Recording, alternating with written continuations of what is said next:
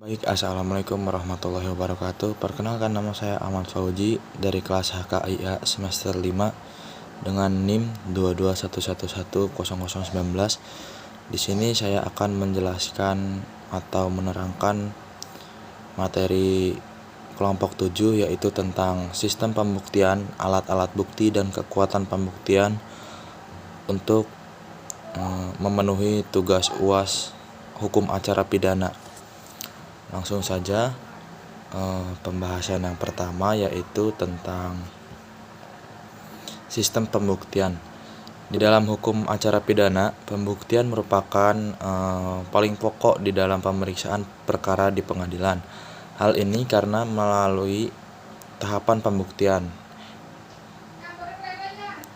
untuk menunjukkan benar adanya salah terdakwa terhadap suatu perkara pidana di sidang pengadilan. Dalam pembuktian perkara pidana bertujuan untuk mencari kebenaran material, yaitu kebenaran sejati atau yang sesungguhnya. Pembuktian secara bahasa terminologi adalah suatu proses perbuatan. Cara pembuktian suatu usaha menentukan benar atau salahnya terdakwa di dalam sidang pengadilan. Dalam hukum acara pidana, acara pembuktian adalah dalam rangka mencari kebenaran material, dan acara perdata yang menetapkan tahapan dalam mencari kebenaran sejati, yaitu melalui yang pertama ada penyidikan, yang kedua ada penuntutan, yang ketiga ada pemeriksaan di persidangan, yang keempat ada pelaksanaan, pengamatan, dan pengawasan. Dalam perkembangan ilmu pengetahuan hukum, mengenal ada 4 sistem pembuktian, yaitu yang pertama ada sistem pembuktian berdasarkan undang-undang secara positif.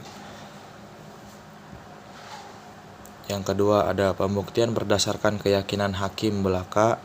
Yang ketiga ada sistem pembuktian berdasarkan keyakinan hakim atas alasan logis. Yang keempat ada sistem pembuktian undang-undang secara negatif. Selanjutnya materi yang kedua yaitu alat-alat bukti dan kekuatan pembuktian. Hari Sasangka dan Lili Rosita dalam bukunya Hukum Pembuktian dalam Acara Perkara Pidana menulis bahwa pentingnya keberadaan alat bukti itu sendiri tidak dapat dilepaskan dengan fungsi pembuktian dalam perkara pidana, yaitu yang pertama, bagi penuntut umum, pembuktian merupakan usaha untuk meyakinkan hakim, yakni berdasarkan alat bukti yang ada. Yang kedua, bagi terdakwa atau penasihat hukum, pembuktian merupakan usaha sebaliknya atau meyakinkan hakim, yakni berdasarkan alat bukti yang ada. Yang ketiga, bagi hakim atas dasar pembuktian tersebut, yakni adanya alat-alat bukti yang ada dalam persidangan, baik yang berasal dari penuntut umum atau penasihat hukum terdakwa, dibuat dasar untuk membuat keputusan. Berdasarkan 184 KUH Perdata disebutkan alat bukti yang sah ialah yang pertama ada keterangan saksi, 2 keterangan ahli, 3 surat, 4 petunjuk, dan 5 keterangan terdakwa. Kekuatan pembuktiannya terletak pada hubungan banyak atau tidaknya perbuatan yang dianggap sebagai petunjuk dengan perbuatan yang didakwakan terhadap terdakwa. Adapun uraian-uraian alat bukti, yang pertama, keterangan saksi adalah salah satu alat bukti dalam perkara pidana yang berupa keterangan dari saksi mengenai suatu peristiwa pidana yang ia dengar sendiri, ia lihat sendiri, dan ia alami sendiri, dengan menyebut alasan dari pengetahuan itu. Yang kedua ada keterangan ahli. Keterangan ahli tersebut yaitu keterangan yang diberikan oleh seorang yang memiliki keahlian khusus tentang hal yang diperlukan untuk membuat suatu perkara pidana. Yang ketiga ada surat, dan yang terakhir ada petunjuk.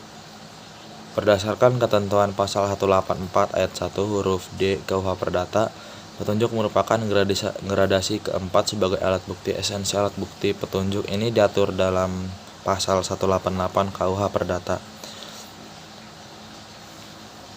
Yang kelima ada keterangan terdakwa.